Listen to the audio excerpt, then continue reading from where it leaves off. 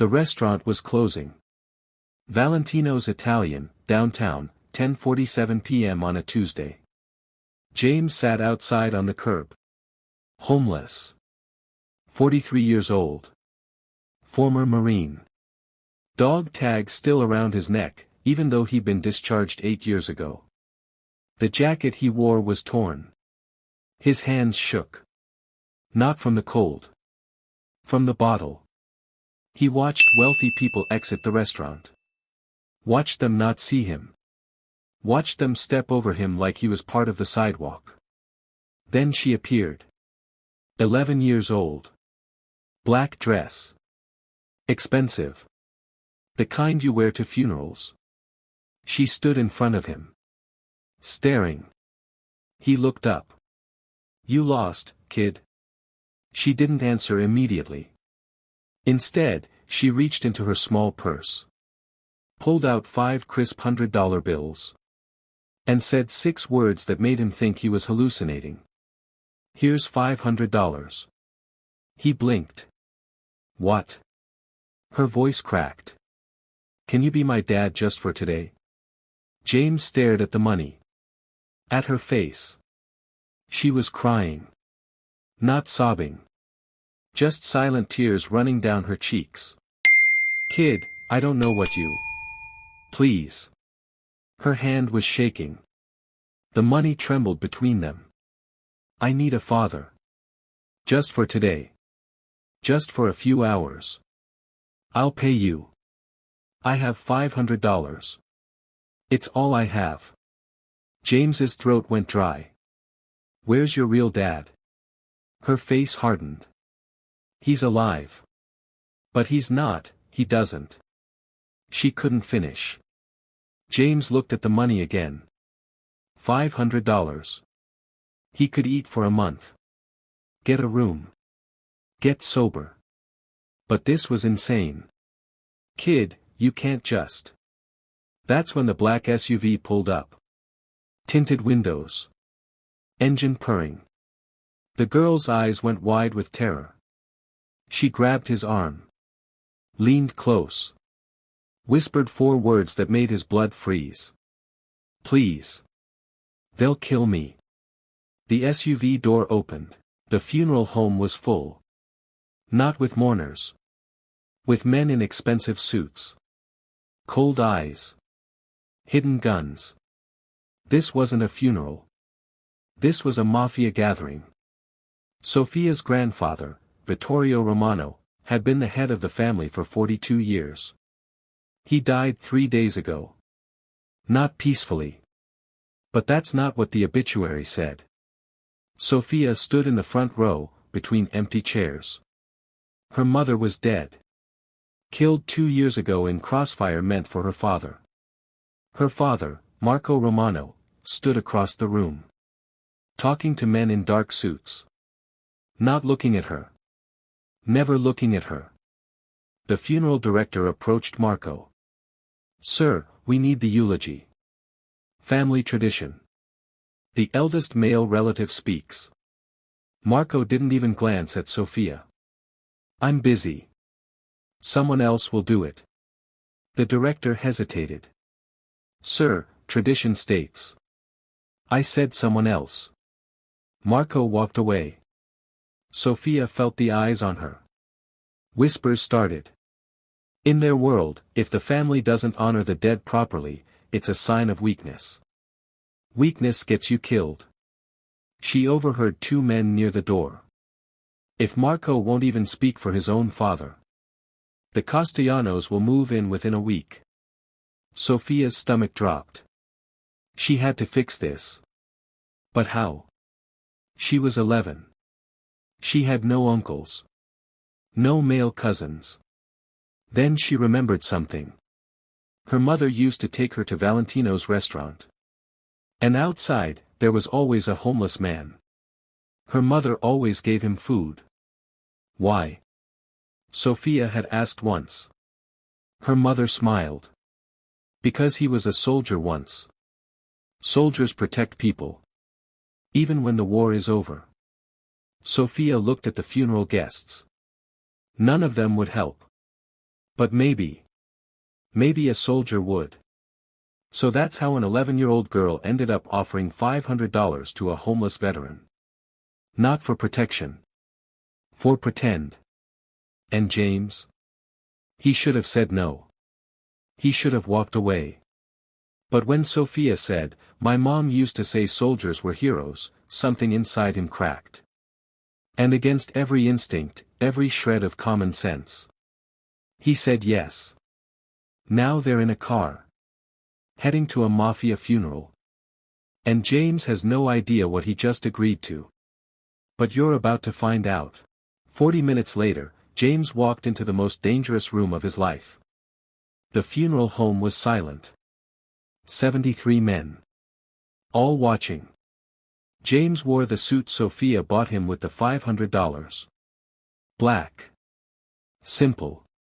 Clean. He looked presentable. But his hands still shook. Sophia walked beside him. She whispered, "Just say you're Uncle James. My mom's brother. You served together overseas. Your mom wasn't military. They don't know that." They approached the casket. An old man. Peaceful face. Hands folded. Sophia touched the coffin. "Goodbye, Nano." Then Marco appeared. Tall. Cold eyes. Expensive suit. He looked at James. "Who the hell are you?" Sophia spoke quickly. "Uncle James. Mom's brother. He came from out of state for the funeral." Marco's eyes narrowed. "Maria didn't have a brother." "Half-brother," James said calmly. "Different father. We served in the Marines together before she passed." Lie. But delivered with military precision. Marco studied him for 5 long seconds. Then nodded. "You giving the eulogy?" "If the family wants." "They want." Marco walked away. Sophia exhaled. James stood at the podium. 73 dangerous men stared at him. He'd given eulogies before. For Marines who died in combat. This shouldn't be different. But it was. He looked at the casket. Then at Sophia. She was squeezing her hands together so hard they were white. James cleared his throat. "I didn't know Vittorio Romano personally. But I knew men like him." The room was silent. Men who built something from nothing. Who protected their families. Who understood that duty doesn't end just because the war does. He paused. Soldiers know this. When you serve, you carry your brothers. Even after they fall. Even after you come home. His voice steadied. Vittorio served his family for 42 years. He carried them. Protected them. And now it's your turn to carry him. James looked directly at Marco. That's what family does. We show up. We honor the fallen. We protect the ones left behind. Silence. Then one man in the back started clapping. Slowly. Then another.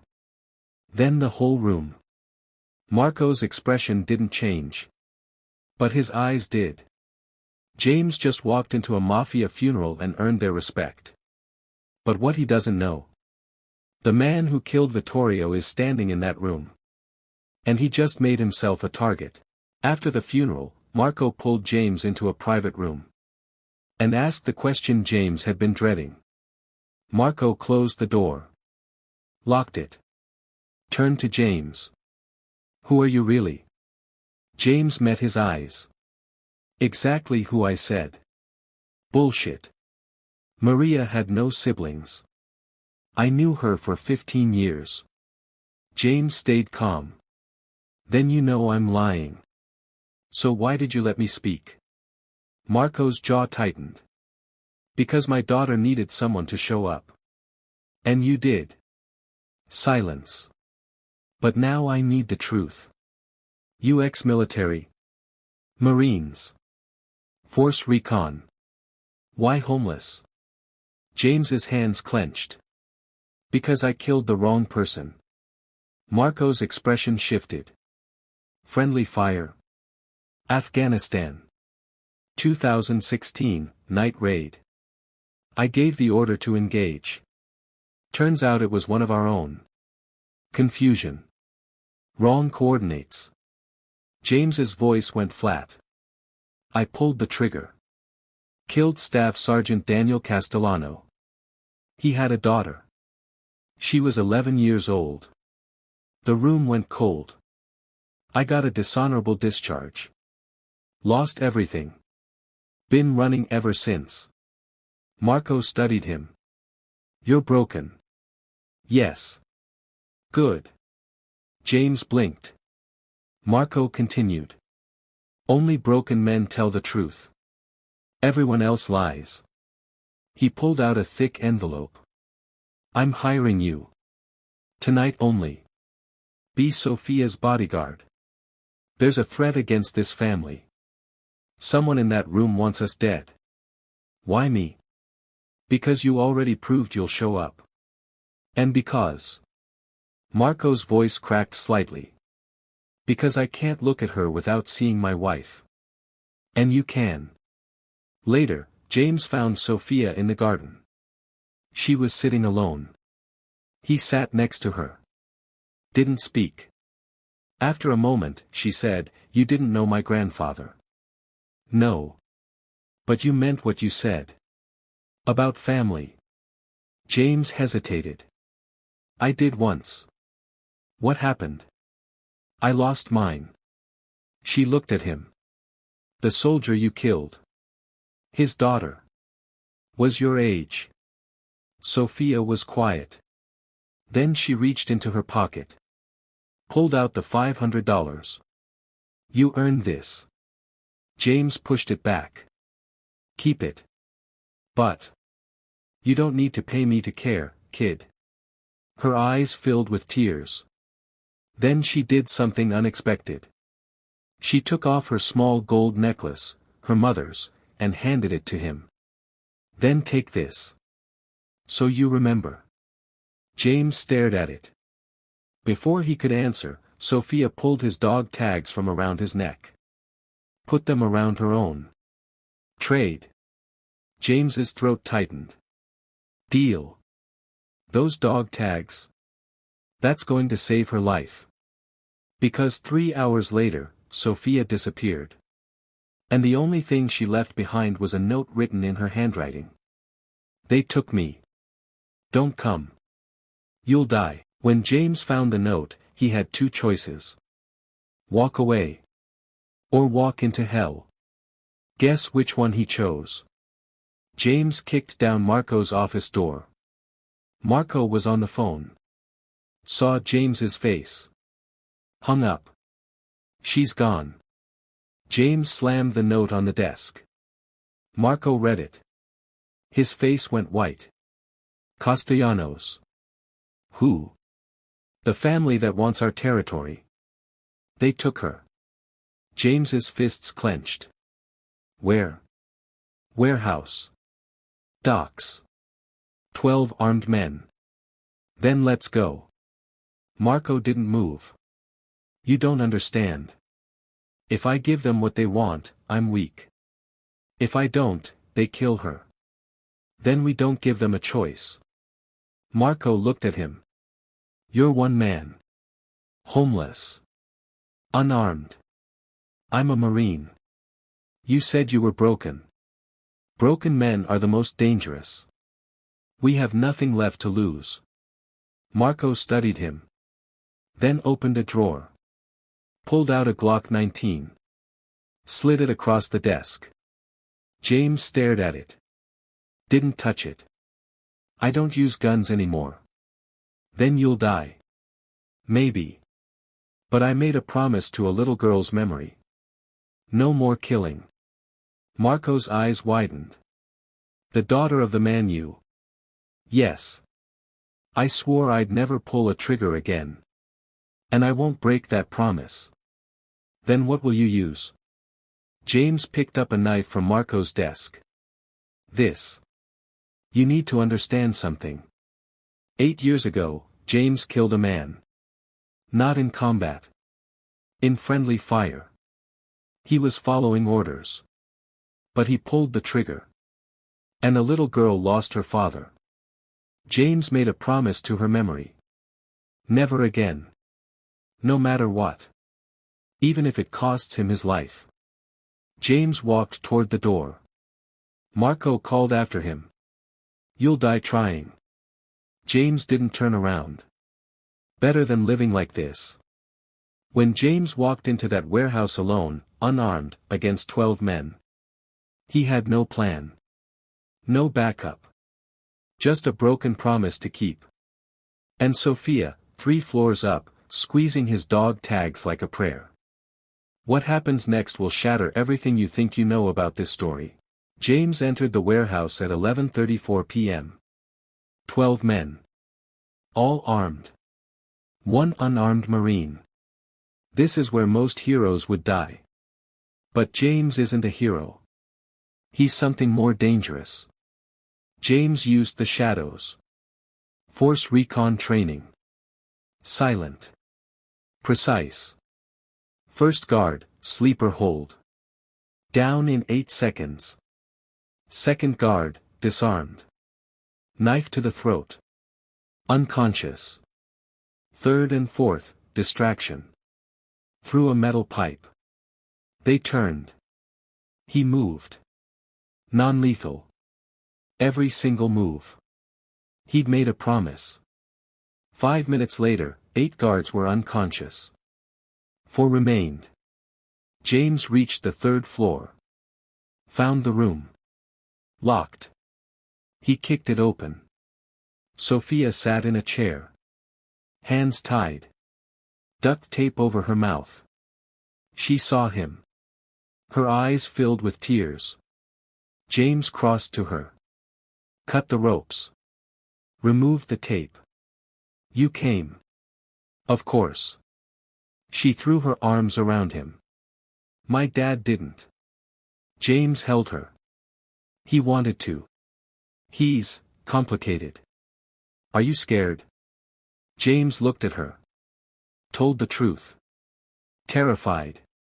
Slow clap echoed through the warehouse. A man stepped into the doorway.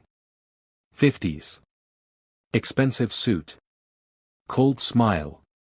Force recon. Impressive. James moved Sophia behind him. The man continued.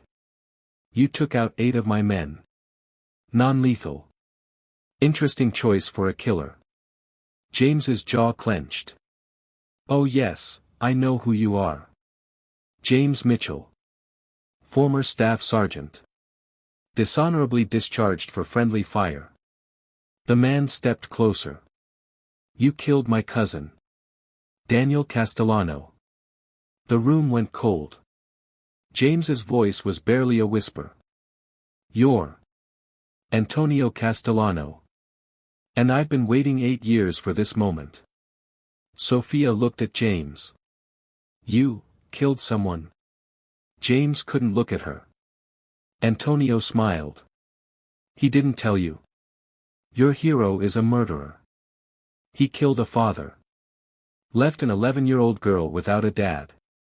Sophia's face crumbled. James. He still couldn't look at her. Antonio pulled out a gun. Placed it on the table between them. Here's your choice, Mitchell. Kill me with this gun. Save the girl. Or leave her here. And live with another child's blood on your hands. Everything James has been running from for 8 years just caught up. The girl who saw him as a hero now sees him as a killer. And the one thing he swore he'd never do again, pull a trigger, is the only way to save her. What he chooses next breaks both of them. James stared at the gun. At Sophia. At the man who wanted him to become a killer again. And he made his choice. James picked up the gun. Sophia gasped. Antonio smiled. There it is. The real you. James checked the chamber. Loaded. He looked at Antonio. You want me to kill you? I want you to prove you're still the man who pulled that trigger. James's hand trembled. He raised the gun. Aimed at Antonio's head. Sophia whispered, "Please don't." James's finger moved to the trigger. Antonio closed his eyes. "Do it." James squeezed. Click. Nothing. He dropped the gun on the floor. "I'm not that man anymore." Antonio's eyes opened. "Then she dies." That's when the windows exploded. Marco's men stormed in. Gunfire erupted. James grabbed Sophia. Shielded her with his body. A bullet hit his shoulder. Pain exploded through him. But he didn't let go. Marco appeared. Gun raised. Fired twice. Antonio dropped. Dead. The room went silent. James sat in a hospital bed. Shoulder bandaged. Sophia sat across the room. Wouldn't look at him. Marco stood between them. "The doctor said you'll be fine." James didn't respond. He was staring at Sophia. She was holding his dog tags. Finally, she spoke. "Was I just, your penance?" James blinked. "What?" "You said you killed a soldier who had a daughter my age. So you saved me to make up for it." Her voice cracked. "Was I even real to you? Or was I just her? A replacement for the girl you took a father from?" James's heart shattered. "Sophia, Tell me the truth." Long silence. James exhaled. "At first, maybe." She flinched. "When you asked me to pretend to be your father, I saw her. Emma. The girl I destroyed." Tears ran down Sophia's face. "But then," James continued, "then you asked me about family. And I meant it. You're not her. You're you. And that's why I have to leave now." "What?" "So you can have a real father. Not a broken veteran who sees ghosts." Sophia stood. Walked to his bed. Placed the dog tags in his hand. "I don't want someone who chose me because of guilt. I want someone who chose me because of me." She turned and walked out. Marco followed her. James sat alone. Holding the dog tags. 3 days later, Sophia stopped eating. Stopped sleeping. Stopped living. Marco found her sitting in her room, holding $500, whispering. "It wasn't enough. I should have offered more." This is where the story could end. With 2 broken people giving up. But it doesn't. Because what happens next is the hardest part. 1 week passed. Sophia's room stayed dark. James disappeared back to the streets. And both of them were dying. Just in different ways. Marco knocked on her door. No answer. He opened it anyway. Sophia sat on her bed. Staring at nothing. The $500 lay on her nightstand. Untouched food on a tray. Sophia. She didn't respond. Marco sat on the floor. "Talk to me. You weren't there. At the warehouse. At the funeral. At my birthday. At Mom's funeral. You're never there." Marco's throat tightened. "I know." "Why?" He closed his eyes. "Because I can't look at you without seeing her. Your mother. The night she died." Sophia finally looked at him. "Every time I see your face," Marco continued, "I see the moment I failed her." "Failed you?" "I don't know how to be a father." "He did," Sophia whispered. "Who?" "James. For one day. He had no reason to care. But he did." Tears streamed down her face. "And I broke him. Just like everyone breaks everything." James sat outside Valentino's. Same spot. Bottle in hand. Shoulder still aching. He pulled out the $500 Sophia had tried to give him. Never spent it. Stared at it. Thought about Emma. The girl whose father he killed. Thought about Sophia. The girl he failed. "I'm sorry," he whispered to no one. Footsteps approached. Marco sat down next to him. Didn't speak for 5 minutes. Finally, "She's dying." James looked at him.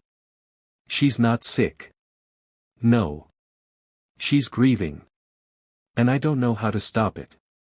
Marco pulled out a photograph. Sophia, age 3. Sitting on her mother's lap. Both smiling. "I took this picture. I used to know how to make her smile." He looked at James. "Teach me again. 2 broken men. 1 dying girl. And a choice that will cost everything. What James does next will either save her. Or destroy them all. Stay with me. This is where it gets real." James stared at the photograph.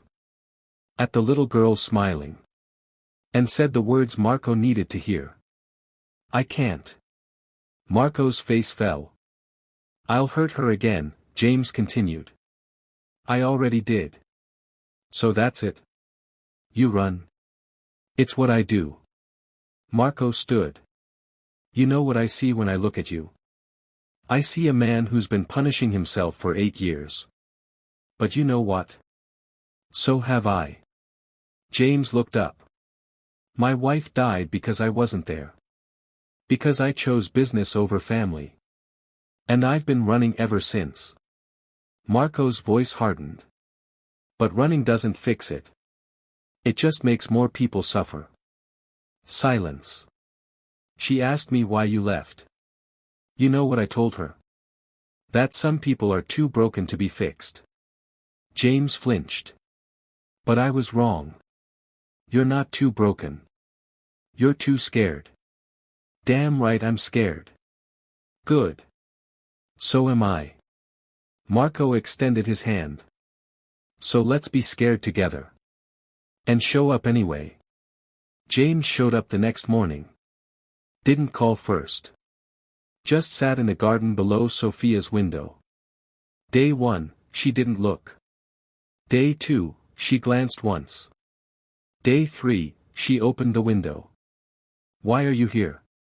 James looked up. "Because I owe you the truth.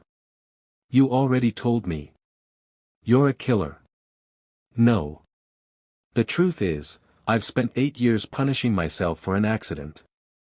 And I used you to feel less guilty. That was wrong."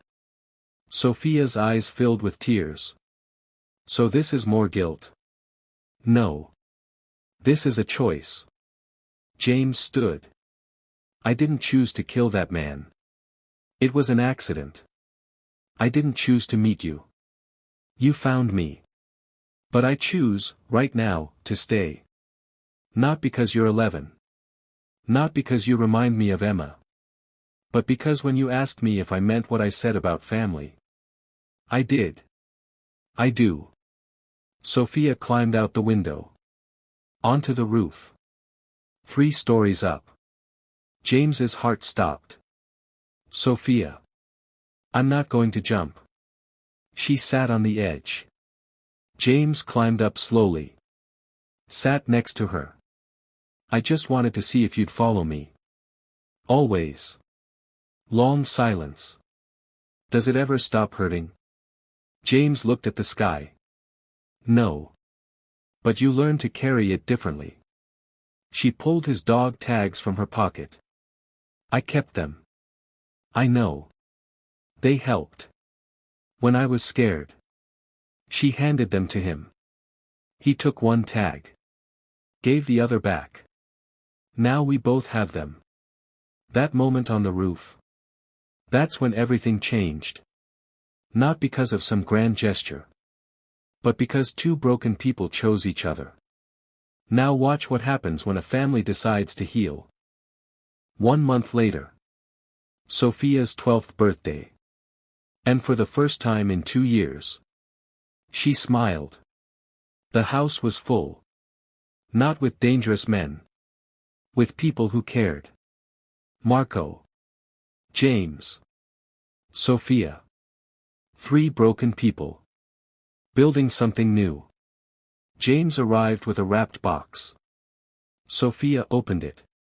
Inside, a photo album. She opened the first page. A little girl. Brown hair. Brown eyes. Smiling. Her name was Emma. Sophia looked up at James. The daughter of the man I killed. She was 11 when she lost her father. Sophia turned the pages. Pictures of Emma. Playing soccer. Blowing out birthday candles. Hugging her dad. I want you to know her, James said quietly. Not to replace you. But because she deserves to be remembered. Sophia's eyes filled with tears. She looks like she was loved. She was. Is. Will be. Sophia closed the album carefully. Thank you. They gathered around the table. Marco lit the candles. 12 of them. Sophia looked at both men. Make a wish, Marco said. She closed her eyes. Blew them out. What did you wish for? James asked. She smiled. That this stays. Marco and James looked at each other. Not friends. Not exactly family. But something. Something that mattered. Sophia stood in her room. On her wall, 3 frames. First frame, a photo of her mother. Second frame, $500 bills. Third frame, James's dog tags. She touched each one. Marco knocked on her door. Ready for dinner? Is Uncle James coming? He's already downstairs. Burning the pasta. She laughed. Ran downstairs. James stood at the stove. Trying to cook. Failing miserably. I thought Marines could survive anything, Sophia teased. Not Italian cooking. Marco took over the stove. The 3 of them worked together. Laughed. Lived. Not perfectly. But trying. A year ago, an 11-year-old girl offered a homeless veteran $500 to pretend to be her father for one day. He said yes. Not because of the money. Not because he thought he could save her.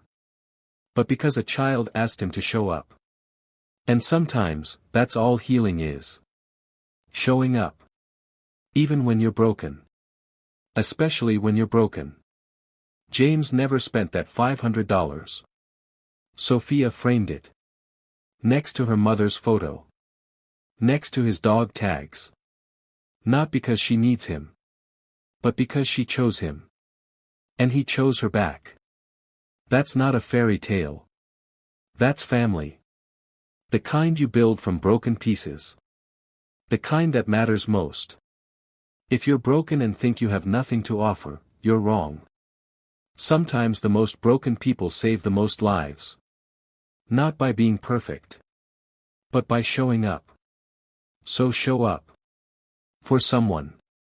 For yourself. Just, show up. Because you never know whose life you'll change. Just by saying yes.